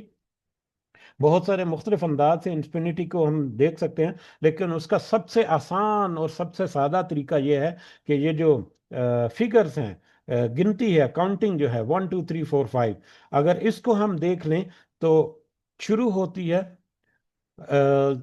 1 سے، لیکن 1 سے شروع نہیں ہوتی. 1 کے آگے چلتے جائیں تو 1 2 3 4 5 6 10 100 1000 10,000 لاکھ 10 لاکھ کروڑ 10 کروڑ ارب خرب اور ٹریلینز اور ٹریلینز آف ٹریلین، جتنا مرضی تعداد میں آگے چلتا جائے وہ گنتی کہیں نہیں رکھتی. یہ کنسپٹ ہے. اور شروع بھی کہیں سے نہیں ہوتی، کیونکہ 1 سے پہلے پھر 0 ہے، اور 0 سے پھر مائنس شروع ہو جاتا ہے، -1 -2 -3 -4 -4، اور پھر وہ مائنس میں اسی طرح سے، جس طرح سے پلس کی طرف وہ انفینٹی تک چلا جاتا ہے، کوئی کہیں پر وہ ختم نہیں ہوتے، اسی طرح سے مائنس کی طرف بھی چلا جاتا ہے کہ کہیں پر وہ ختم نہیں ہوتے وہ الفاظ مائنس میں بھی. تو ایک انفینٹی کا کنسپٹ جو ہے وہ ہمیں ہمارا ریاضی یا ہمارا میتھمیٹکس جو ہے وہ ہمیں دیتا ہے. تو اگر تو انفینٹی کے کنسپٹ کو کوئی ایکسیپٹ کرتا ہے تو اس کے لیے تو کوئی شک نہیں ہونا چاہیے. ویسے تو ہمیں اللہ تعالیٰ کے جو فرمان ہے یا اللہ تعالیٰ کا جو قول ہے، ہمارے سامنے اللہ کا قول آ گیا تو ہمیں کسی دوسری دلیل کی ضرورت نہیں رہنی چاہیے، اور نہ ہی کوئی ضرورت ہے. لیکن ہم اپنے ایمان کو مزید مضبوط کرنے کے لیے، یا دوسروں کو، وہ لوگ جو اس کا انکار کرتے ہیں یا جن کی سمجھ میں نہیں آتی جیسی باتیں، ان کو سمجھانے کے لیے ہم ایسی مثالیں جو ہیں وہ ہم پیش کر سکتے ہیں، کیونکہ اللہ تعالیٰ نے بھی انسان کو بہت ساری مثالوں کے ذریعے سے بہت ساری چیزوں کو سمجھایا ہے. تو الحج وہ ہمیشہ سے زندہ ہے اور ہمیشہ زندہ رہے گا. اس کی کوئی ابتدا نہیں اور نہ ہی کوئی اس کی انتہا ہے، جبکہ اس کے علاوہ ہر چیز جو ہے وہ اسی نے پیدا کی. ہر چیز کی ابتدا ہے، اور جب تک اللہ تعالیٰ چاہے اس کی انتہا ہے. جو ہر چیز جو ہے وہ انتہا کو بھی پہنچے گی، جیسے جیسے اللہ تعالیٰ کا حکم ہے، اور یہ طرح سے اللہ تعالیٰ کی مشیت ہے. صحیح بخاری میں ایک حدیث ہے، حضرت عمران بن حسین رضی اللہ تعالیٰ عنہ بیان کرتے ہیں، رسول اللہ صلی اللہ علیہ وسلم نے فرمایا، اللہ تعالیٰ ہمیشہ سے ہے اور اس سے پہلے کوئی چیز نہیں تھی. اسی طرح سے صحیح مسلم میں ہے، حضرت عبداللہ بن عباس رضی اللہ تعالیٰ عنہ بیان کرتے ہیں کہ رسول اللہ صلی اللہ علیہ وسلم جو ہے وہ دعا مانگا کرتے تھے. وہ دعا کے الفاظ یہ ہیں: اللہم لک اسلمت وبک آمنت وعلیک توکلت وإلیک انبت وبك خاصمت اللهم إني أعوذ بعزتك لا إله إلا أنت أن تذلني أنت الحي الذي لا يموت والجن والإنس يموتون. کہ اس کا مطلب، اس کا ترجمہ کچھ یوں ہے کہ اے اللہ، میں تیرے ہی لیے اسلام لاتا ہوں، تجھی پر ایمان لاتا ہوں، تجھی پر بھروسہ کرتا ہوں، تیری ہی طرف رجوع کرتا ہوں، اور تیری ہی مدد سے لڑتا ہوں. اے اللہ، تیرے سوا کوئی الہ نہیں. میں تیری عزت کی پناہ کی طلب کرتا ہوں اس بات سے کہ تو مجھے گمراہ کر دے. تو ہی حی ہے، یعنی جس کو موت نہیں آتی، جبکہ جنات اور انسان مرتے ہیں. تو یعنی احادیث سے بھی ہمیں یہ پتہ چلتا ہے، اور قرآن کی آیات سے بھی ہمیں پتہ چلتا ہے کہ اللہ تعالیٰ جو ہے وہ ہمیشہ سے ہے اور ہمیشہ رہے گا. اور اللہ تعالیٰ کی اس صفت جو ہے، اس کو ہم سامنے رکھ کر اللہ تعالیٰ سے اپنی حاجات اور اللہ تعالیٰ سے اپنی دعائیں جو ہیں وہ بھی کر سکتے ہیں کہ تو ہی زندہ ہے، تو ہی ہمیشہ قائم رہنے والا ہے، کہ تو ہمارے لیے ہماری آسانی عطا فرما. القیوم، اور وہ قائم رہنے والا ہے. دوسری صفت اللہ تعالیٰ کی، جس کی کوئی نظیر نہیں ملتی، جس کی کوئی اس کائنات کی کوئی دوسری چیز میں کوئی ایسی یہ صفت جو ہے وہ پائی جائے، اس کا کوئی شائبہ تک نہیں ہم کر سکتے، وہ ہے القیوم، کہ وہ خود سے قائم ہے اور دوسروں کو قائم رکھنے والا ہے. القیوم کہ وہ خود سے قائم ہے بغیر کسی سہارے کے، اور دوسری ہر کائنات کی چیز جو ہے اس کو سہارا دیے ہوئے ہے، اس کو قائم رکھے ہوئے ہے. اب یہ آیت بھی یعنی القیوم بھی، اگر ہم اس کی بھی ہم اگر وسعت میں جائیں تو مطلب یہ بھی اتنا وسیع موضوع ہے کہ اس کو سمیٹنا جو ہے وہ مشکل ہو جائے گا. لیکن اگر ہم انتہائی مختصر انداز سے دیکھے کہ انسان خود اپنے نفس کے اوپر یا اپنے جسم کے اوپر یا اپنی زندگی کے اوپر اگر وہ ایک طائرانہ جائزہ لے، تو وہ دیکھتا ہے کہ اس کی اپنی زندگی، اپنی ہر سانس جو ہے وہ اس کے بس میں نہیں. صرف اور صرف اللہ کی قدرت یا اللہ تعالیٰ کے حکم کے ذریعے سے وہ اس کی اپنی زندگی جو ہے وہ قائم و دائم ہے. اس کے اپنے دل کی دھڑکن ہے، اس کے مختلف اعضاء جو ہیں وہ کس طرح سے کام کر رہے ہیں، وہ صرف اور صرف اللہ کے ہاتھ میں ہے، صرف اور صرف اللہ کے حکم سے ہے، اور انسان کے علاوہ باقی موجودات کی طرف سے ہم دیکھا جائیں، قرآن مجید میں بے شمار آیتیں ایسی آئیں گی جن میں ہمیں اس کائنات کے بارے میں اللہ تعالیٰ نے تذکرہ کیا کہ کائنات کے اوپر ذرا غور و فکر کرو کہ کس طرح سے یہ کائنات کا نظام جو ہے وہ قائم ہے، اور کس طرح سے نہ نظر آنے والے ستون، نہ نظر آنے والی جو کشش ہے ایک دوسرے کے درمیان، مختلف اجسام اور مختلف جو موجودات ہیں ان کا رابطہ جو ہے وہ ایک دوسرے کے ساتھ استوار ہے، یہ سب اور سب جو ہے صرف اور صرف اللہ تعالیٰ کی حکمت اور اللہ تعالیٰ کی جو قدرت ہے اس کی مظہر ہے، کہ وہ اللہ تعالیٰ کے حکم سے اور اللہ تعالیٰ کے جو جو اللہ تعالیٰ نے جو ترتیب دیا ہے اس ترتیب کے مطابق وہ سارا کچھ چل رہا ہے، جبکہ اللہ تعالیٰ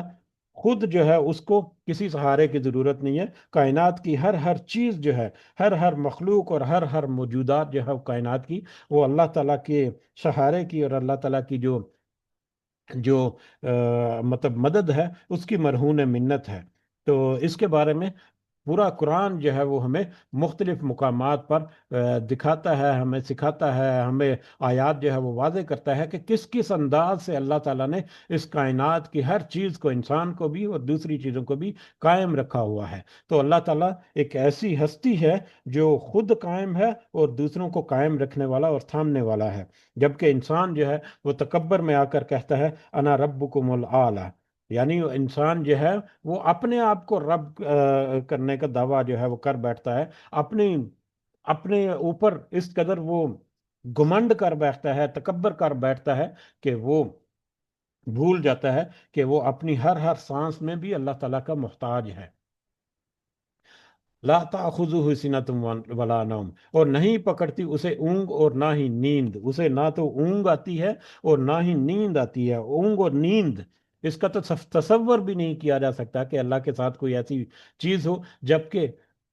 ہر چیز اس کائنات کی جو ہے اس کو کچھ نہ کچھ آرام کی ضرورت رہتی ہے، اس کو کچھ نہ کچھ سستانے کی ضرورت رہتی ہے، اور اللہ تعالیٰ نے جتنے نظامات رکھتے ہیں اس میں کچھ طریقے ایسے رکھتے ہیں جس کے ذریعے سے وہ کچھ ریلیکس ہو جاتی ہے، کچھ ریفریش ہو جاتی ہیں، مختلف چیزیں ہیں، مختلف انداز سے ہیں، لیکن اللہ تعالیٰ کے ساتھ ایسی کوئی کمزوری جو ہے وہ منسوب نہیں کی جا سکتی کہ اسے کوئی نیند یا اونگ آتی ہے۔ اور نیند اور اونگ جو ہے وہ تو ہمیں پتہ ہے کہ کس قدر کریٹیکل ہے، خاص کر انسان کی زندگی میں،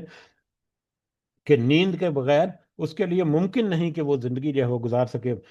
سخت ترین سزائیں جو ہیں وہ قیدیوں کو دی جاتی ہیں، ان میں سے سخت ترین سزاؤں میں یہ سزا بھی شامل ہے کہ وہ اس کو سونے نہ دیا جائے، اس کو سونے نہ دیا جائے کسی قیدی کو یا کسی انسان کو، یہ اس کی سخت ترین سزاؤں میں سزا ہوتی ہے۔ تو یہ ایک بہت بڑی کمزوری ہے جو کہ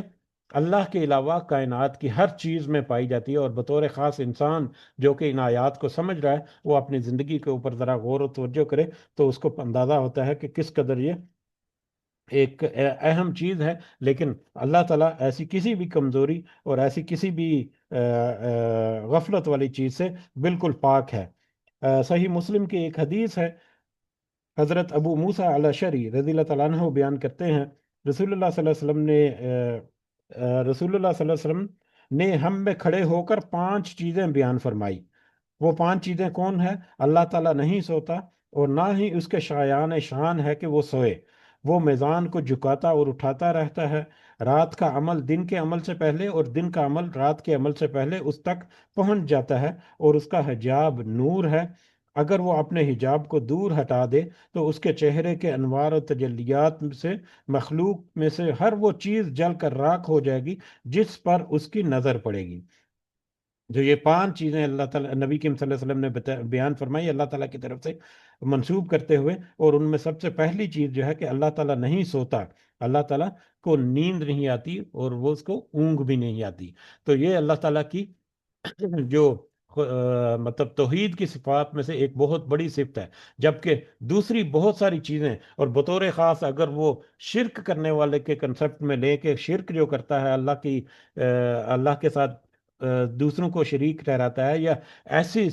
امیدیں یا ایسی حاجات وہ اللہ کے علاوہ دوسروں سے منسوب کرتا ہے، تو اگر وہ ان چند چیزوں کے اوپر توجہ دے تو اس کو اندازہ ہوگا کہ یہ تو صفات اللہ کے علاوہ کسی اور میں ہو ہی نہیں سکتی۔ تو ان میں سے یہ صفت بھی ہے کہ اس کو نیند اونگ نہیں آتی، جبکہ ہر چیز جو ہے جس کے بارے میں انسان تصور کر سکے وہ کچھ نہ کچھ ایسی کمزوریوں کی حامل ہے۔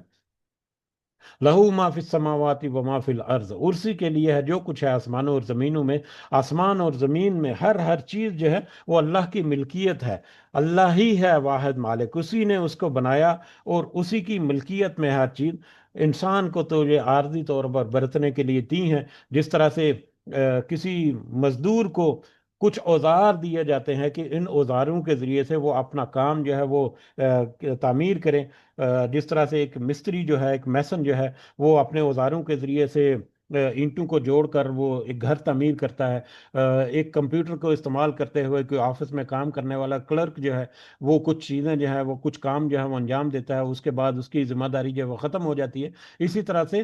یہ اللہ تعالیٰ کی طرف سے عطا کردہ جتنے وسائل ہیں، جتنی نعمتیں ہیں اس دنیا کے اوپر موجود ہیں، یہ صرف اور صرف اللہ کی ملکیت ہے۔ صرف عارضی طور پر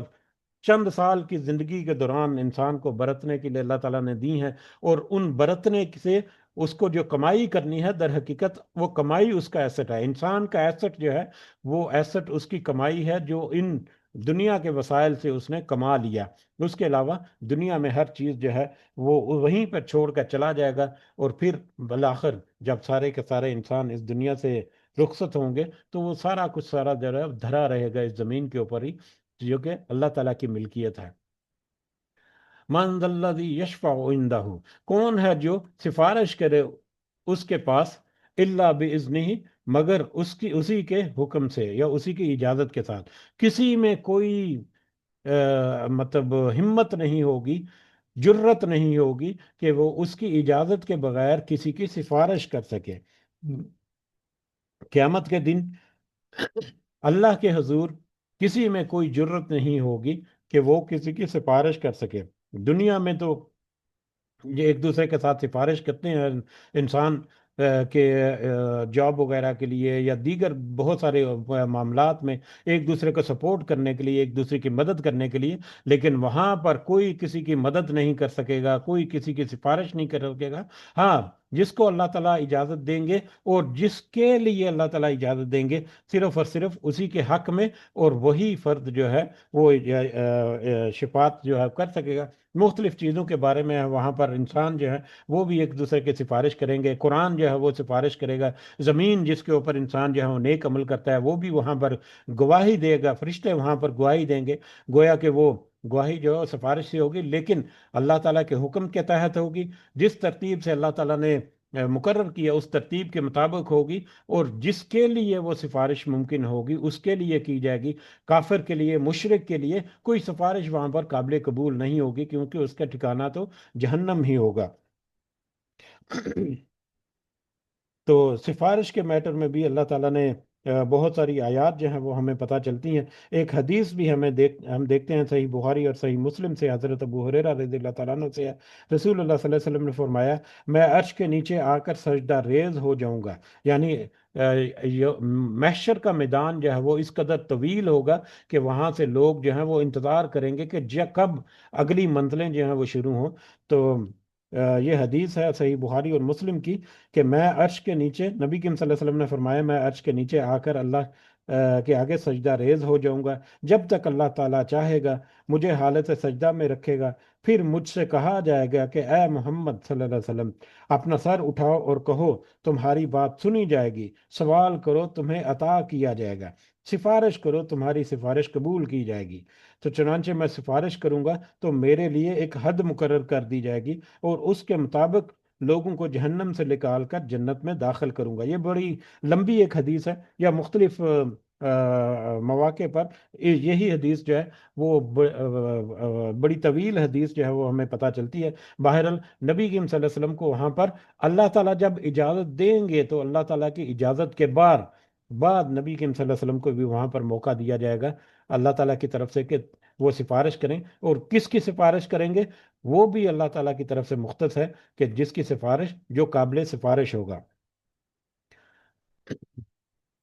یا علم ما بین ایدیہم وہ جانتا ہے جو کچھ ان کے سامنے ہے، وما خلفہم، اور جو کچھ ان کے پیچھے ہے۔ اللہ تعالیٰ خوب اچھی طرح سے جاننے والا ہے جو کچھ اس کے سامنے ہے اور جو کچھ اس کے پیچھے ہے، جو ان کے سامنے ہے اور ان کے پیچھے ہے۔ یعنی یہ اللہ تعالیٰ کا دو اعتبار سے یا دو پہلو جو ہے اس کے ہو سکتے ہیں۔ ایک تو علم کے اعتبار سے کہ اللہ تعالیٰ کو پورا علم ہے کہ اس کے سامنے اور سب پیچھے جو ہے، یعنی ظاہر اور پوشیدہ ہر چیز کو جاننے والا ہے اللہ تعالیٰ۔ یا دوسرا یہاں پر اگر آیت کے پچھلے حصے کے ساتھ اس کو کنیکٹ کریں سفارش کے میٹر میں، تو اس کے ساتھ بھی یہ کنیکٹ ہوتا ہے کہ اللہ تعالیٰ تو جانتا ہے کہ جو سفارش کر رہا ہے اس کا غیب اور اس کا ظاہر اور اس کا پہلے اور بعد میں کیا منظر ہے، اور پھر جس کی سفارش کی جائے گی اس کے بارے میں بھی اللہ تعالیٰ خوب اچھی طرح سے جانتا ہے۔ دنیا میں تو اگر کوئی سفارش کرتا ہے اپنے کسی مینیجر کے پاس،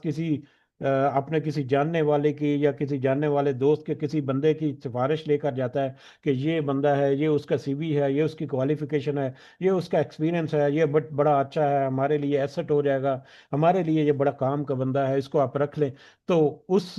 سفارش کی بیس پر وہ مینیجر جو ہے وہ کچھ سوچتا ہے، کچھ سمجھتا ہے، اور اس کے اوپر اعتماد کرتے ہوئے اس کی سفارش کو یا قبول کر لیتا ہے یا اس کو رد کر دیتا ہے، جبکہ اس کے کینڈیڈیٹ کے بارے میں اس کی اصل معلومات جو ہیں وہ نہیں ہوتی۔ لیکن اللہ کے حضور کسی میں کوئی جرت نہیں ہوگی، کیونکہ ہر ایک کو وہاں پر پتہ ہو جائے گا حالات و واقعات کے مطابق، ہر ایک کو وہاں پر اس چیز میں کوئی شبہ نہیں ہوگا کہ اللہ تعالیٰ تو سارا کچھ جانتا ہے، وہ کس کی سفارش کون کرے گا۔ تو لہذا سفارش کرنے والوں کے بارے میں بھی اللہ تعالیٰ جاننے والا ہے، اور جس کی سفارش کی جائے گی اس کے بارے میں بھی اللہ تعالیٰ خوب اچھی طرح سے جانتا ہے۔ تو چاہے وہ سفارش کرنے والا ہے، چاہے وہ صرف جس کی سفارش کی جائے، اللہ تعالیٰ خوب اچھی طرح سے جانتا ہے کہ جو ان کے بارے میں ہے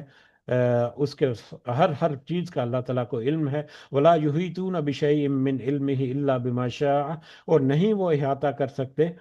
کسی چیز کا اس کے علم سے مگر اس کا جو اللہ تعالیٰ چاہے۔ کوئی اللہ تعالیٰ کے علم کا احاطہ جو ہے وہ کوئی چیز نہیں کر سکتی۔ ہاں، جس کو اللہ تعالیٰ جس قدر عطا فرما دے وہ اللہ تعالیٰ کے مرہون منت ہے، یا اللہ تعالیٰ کی مشیت ہے، یا اللہ تعالیٰ کا ارادہ ہے، یا اللہ تعالیٰ کا حکم ہے۔ اس کے علاوہ کسی کو کوئی مجال نہیں، یا کسی کے پاس کوئی علم نہیں، کسی کے پاس کوئی انفارمیشن معلومات نہیں۔ اس کے بھی دو پہلو ہو سکتے ہیں۔ ایک پہلو جو ہے وہ عام طور پر غیب کے علم کے بارے میں ہے کہ غیب کا علم اللہ تعالیٰ کو جس کو جتنا عطا فرما دے، نبیوں کو بھی اللہ تعالیٰ نے غیب کا علم عطا فرمایا۔ قرآن مجید کی بہت ساری آیات جو ہیں ان میں بھی اللہ تعالیٰ نے ہمارے سامنے غیب کی بہت ساری چیزیں جو ہیں وہ کھول کے رکھ دی۔ جنت میں کیا ہوگا، دوزخ میں کیا ہوگا، احادیث کے ذریعے سے ہمیں پتہ چلتا ہے اللہ تعالیٰ نے جو نبی کریم صلی اللہ علیہ وسلم کو بتایا، پھر نبی کریم صلی اللہ علیہ وسلم نے جو مناسب سمجھا اپنی امت کو پھر بتا دیا کہ آئندہ آنے والے حالات و واقعات جو ہیں وہ کیسے ہوں گے۔ تو کہ اللہ تعالیٰ جس کے اوپر جس طرح کا غیب کا علم آشکار کرنا چاہے وہ اللہ تعالیٰ کا استحقاق ہے کہ وہ کر لے۔ اپنی مرضی سے انسان کے بساط میں کچھ نہیں کہ وہ اللہ کے علم میں سے کچھ چرا سکے یا اللہ کے علم کا احاطہ کر سکے کہ وہ کس قدر وسعت ہے یا کس قدر وسیع علم رکھتا ہے۔ یا دوسرا پہلو جو ہے اس کا وہ کائنات کے راز کے بارے میں آ جاتا ہے۔ کائنات کے بارے میں انسان جو سوچتا ہے، بڑے بڑے اکوپمنٹ اس نے بڑی بڑی سائنسی تحقیقات کی ہیں، پہلے اس نے زمین کو کھودا، زمین کے بارے میں جانچا، زمین کی ابھی تک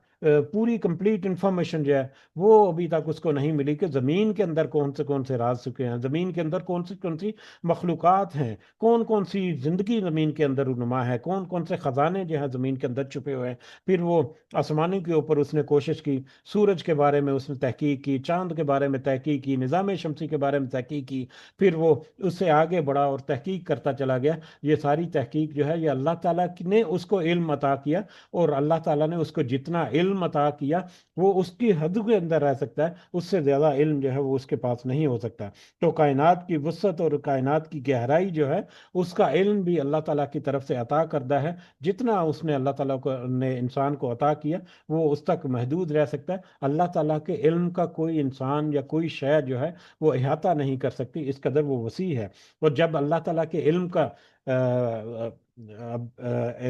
ذکر کیا جائے تو ہم عام طور پر دیکھتے ہیں کہ وسعت اور گہرائی وسعت اور گہرائی دونوں طرف جو ہے اللہ تعالیٰ کا علم جو ہے لامحدود ہے، اللہ تعالیٰ کی قدرتیں جو ہیں وہ لامحدود ہیں۔ وسعت کی طرف اگر ہم دیکھیں تو ایک انسان جو ہے وہ اپنے سے بڑی چیزوں کو جب دیکھتا ہے، زمین کو جب دیکھتا ہے، سورج چاند ستاروں کو دیکھتا ہے، پھر خلا میں کہیں پر نکل جاتا ہے، اور پھر ملینز اور ٹریلینز آف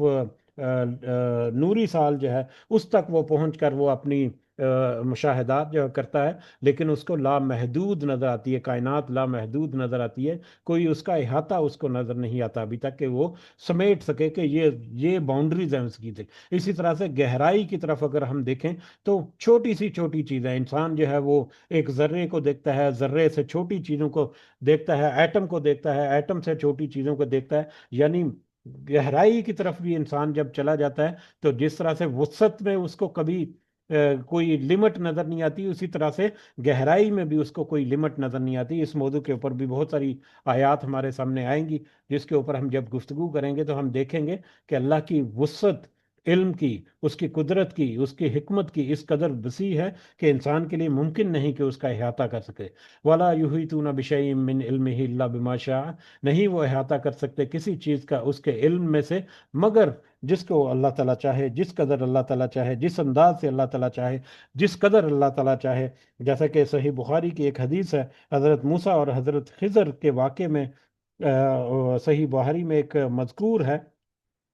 کہ ایک چڑیا نے سمندر میں ایک یا دو ٹھونگے مارے، تو حضرت خضر علیہ السلام نے حضرت موسیٰ علیہ السلام سے کہا کہ میرے علم اور آپ کے علم نے اللہ تعالیٰ کے علم سے کچھ کمی نہیں کی، مگر جتنا اس چڑیا کے ٹھونگے مارنے سے سمندر سے کیا۔ یعنی اس ایک چڑیا نے ایک یا ٹھونگے سمندر میں مارے تو اس سے جتنا پانی اس میں کم ہو گیا یا جتنا فرق پڑا اس سمندر کو، تو حضرت خضر نے کہا کہ میرے اور آپ کے علم سے، اللہ تعالیٰ کے علم سے اتنی بھی کمی نہیں ہوئی جتنے کہ اس سمندر میں کمی ہوئی اس چڑیا کے ٹھونگے مارنے سے۔ تو باہر اللہ کے علم جو ہے اس کی وسعت تک کوئی پہنچنا تو درکنار، کوئی سوچ و گمان بھی نہیں کر سکتا کہ اس اللہ کا علم جو ہے وہ کس قدر وسیع ہے، اس کی قدرتیں کس قدر وسیع ہیں، اس کا احاطہ کرنا انسان کے لیے ممکن نہیں۔ ہاں اس میں سے کچھ اللہ تعالیٰ کسی کو سکھا دے، کسی کو سمجھا دے، کسی تک پہنچا دے، تو وہ اللہ تعالیٰ کی مشیت ہے، اللہ تعالیٰ کا ارادہ ہے، اللہ تعالیٰ کا حکم ہے۔ وسیع کرسی السماوات والارض، گھیر رکھا ہے اس کی کرسی نے آسمانوں اور زمین کو۔ یہ بھی آیت متشابہات میں سے ایک ہے کہ اللہ تعالیٰ کی کرسی نے آسمانوں اور زمین کو گھیر رکھا ہے۔ اب یہ کرسی جو ہے اس کے بہت سارے معنی جو ہیں وہ مختلف تفسیروں میں ملتے ہیں۔ کچھ نے اس کا معنوی مفہوم لیا ہے، یعنی کہ معنوی مفہوم کے اعتبار سے کہ قدرت کی ایک کرسی سے مزید مراد اللہ تعالیٰ کی قدرت ہے۔ کچھ کا خیال ہے کہ اللہ تعالیٰ کی جو عظمت ہے، کچھ کا خیال ہے کہ اللہ تعالیٰ کی بادشاہت ہے۔ کرسی سے مراد ایک عہدہ اور ایک مقام اور مرتبہ ہوتا ہے، کچھ کے خیال میں یہ ہے، کچھ کے خیال میں یہ عرش کو کرسی یہاں پر کہا گیا۔ لیکن صحیح عقیدہ یہی ہونا چاہیے کہ اللہ تعالیٰ نے جو الفاظ بیان کیے یا جس انداز سے تذکرہ کیا، اس انداز تک ہمیں اپنے علم کی محدودیت کی وجہ سے ہمیں محدود کرتے ہوئے اس کے اوپر اعتماد رکھنا چاہیے کہ کرسی کا معنی جو ہے،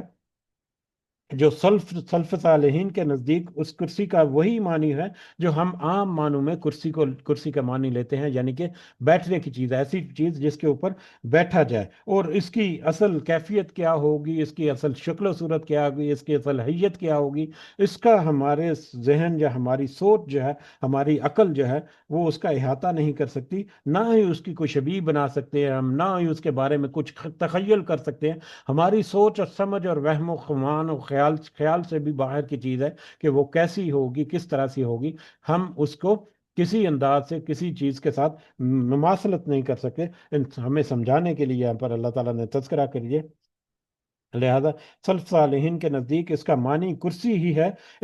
ان کے مطابق اللہ تعالیٰ کی کرسی موجود ہے، ہمارا اس کے وجود پر ایمان ہے، اگرچہ ہم نہیں جانتے وہ کیسی ہے، یہ کرسی کیسی ہے، کیونکہ یہ انسان کے بس کی بات نہیں۔ البتہ قرآن میں جو آیا ہے اس کے مطابق اللہ عز و جل کی کرسی آسمان اور زمین سے زیادہ وسیع ہے، اس پر ہمارا ایمان ہے۔ اور آیت میں یہ جملہ توحید کی دلیل ہے کہ اللہ تعالیٰ کی کرسی کی وسعت اور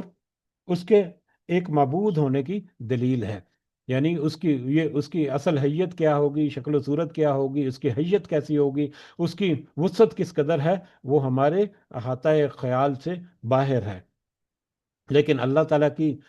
جو قول ہے اس کے اوپر ایمان لانا جو ہے، اس کے اوپر یقین کرنا ہے، وہ ہمارے لیے ہمارے ایمان کا حصہ ہے۔ ولا یعود ہو، اور نہیں تھکاتی اسے، یعنی اللہ تعالیٰ کو حفظ ہما، ان دونوں کی حفاظت، ان دونوں کی، یہاں زمین، آسمانوں اور زمین کا تذکرہ ہوا، تو آسمانوں اور زمین کی حفاظت جو ہے وہ اللہ تعالیٰ کو نہیں تھکاتی۔ اللہ تعالیٰ کو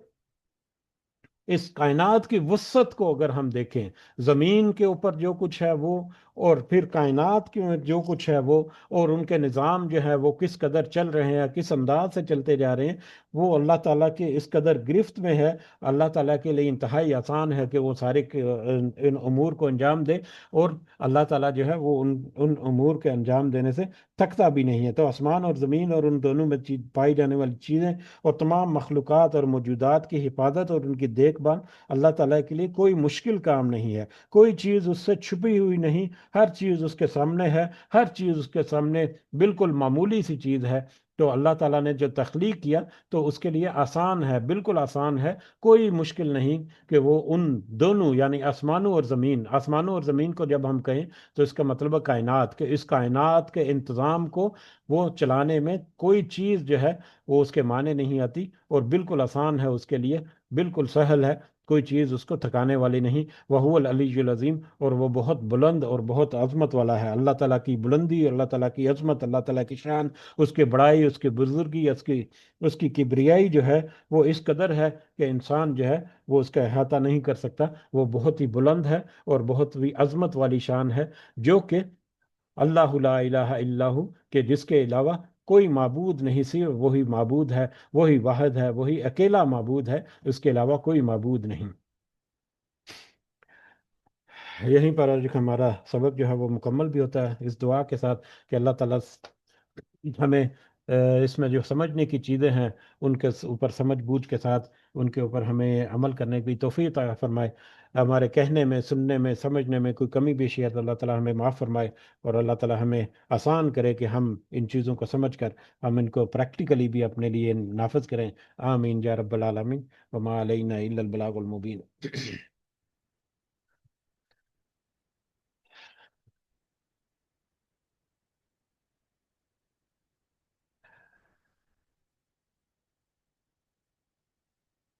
جی السلام ورحمۃ اللہ وبرکاتہ۔ وعلیکم السلام ورحمۃ اللہ وبرکاتہ۔ پھر سے سب کو سلام دعا،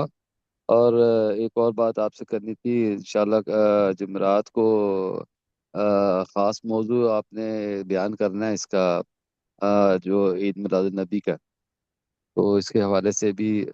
ہمیں لوگوں کو اس چیزوں کو بتانا ہے انشاءاللہ۔ اللہ سبحانہ ہے ہمارے علم میں اور آپ سب کے علم میں اضافہ فرمائے، اس کے بارے میں بھی آپ نے ایک موضوع تیار کر کے رکھنا ہے انشاءاللہ، ٹھیک ہے؟ جزاک اللہ خیر۔ جی، آپ کے پاس کوئی ہوگا اس کے بارے میں کوئی تو وہ آپ شامل کر لیں گے ساتھ میں، تو انشاءاللہ دیکھتے ہیں۔ اب میرے پاس تو ہے، تو لیکن مجھے بیان کرنے میں مشکل ہے کیونکہ میں ڈیوٹی پہ اس پہ ہوتا ہوں، تو اتنی لمبی اسپیچ نہیں کر سکتا ہوں میں، یہ بات ہے۔ چلیں انشاءاللہ، اللہ تعالیٰ توفیق دے، انشاءاللہ، آمین۔ جزاکم اللہ خیر۔ جزاک اللہ خیر۔ جی ٹھیک ہے، اس کے ساتھ ہی اجازت بھی چاہتے ہیں۔ اللہ تعالیٰ ہم سب کا حامی و ناصر ہو، ہماری اللہ تعالیٰ خاص مدد فرمائے، خاص رہنمائی کرے۔ دنیا کی زندگی میں اللہ تعالیٰ ہمیں جتنے وسائل دے رکھے ہیں اللہ تعالیٰ نے، ان سے ہمیں بہترین دنیا بھی اور خاص کر آخرت جو ہے وہ کمانے کی توفیق عطا فرمائے۔ آمین یا رب العالمین۔ رب ارحمہما کما ربیانی صغیرا، رب ارحمہما کما ربیانی صغیرا، رب ارحمہما کما ربیانی صغیرا، ربنا آتنا فی الدنیا حسنہ وفی الآخرۃ حسنہ وقنا عذاب النار، ربنا ظلمنا انفسنا وإن لم تغفر لنا وترحمنا لنكونن من الخاسرین، ربنا تقبل منا إنك أنت السميع العليم وتب علينا إنك أنت التواب الرحيم، سبحان ربك رب العزة عما يصفون وسلام على المرسلين والحمد لله رب العالمین۔ جاتے جاتے ایک تو یہ عرض ہے کہ چھٹیاں جو ہے وہ کبھی ہو جاتی ہیں مجھ سے، تو یہ اللہ تعالیٰ کا خاص فضل و کرم ہے اور آپ کی قرآن سے محبت ہے کہ یہ سلسلہ جو ہے وہ جاری و ساری ہے۔ اللہ تعالیٰ آپ سب کو اجر عظیم بھی عطا فرمائے۔ اور دوسرا، کیونکہ ہمارا وقت جو ہے وہ تھوڑا سا محدود ہوتا چلا جا رہا ہے، اور جیسے جیسے آگے دن گزریں گے تو ہمارا وقت جو ہے اس کا بریکٹ جو ہے وہ سکڑتی چلی جائیں گی. تو لہذا ہم کوشش کریں گے کہ اپنے وقت کے اوپر جو بھی مختصر ہوتا ہے اس وقت کے اوپر شروع کریں، تاکہ جتنا بھی ہمارے پاس وقت ہو اس میں ہم میکسیمم جتنا بینیفٹ حاصل کر سکیں. دعاؤں کے ضرور یاد رکھیں. اللہ تعالی ہم سب کا ہمیں نظر ہو. سبحانک اللہم و بحمدک اشہد ان لا الہ الا انت استغفرک و اتوب الیک. جزاکم اللہ خیرا کثیرا. السلام علیکم ورحمۃ اللہ وبرکاتہ.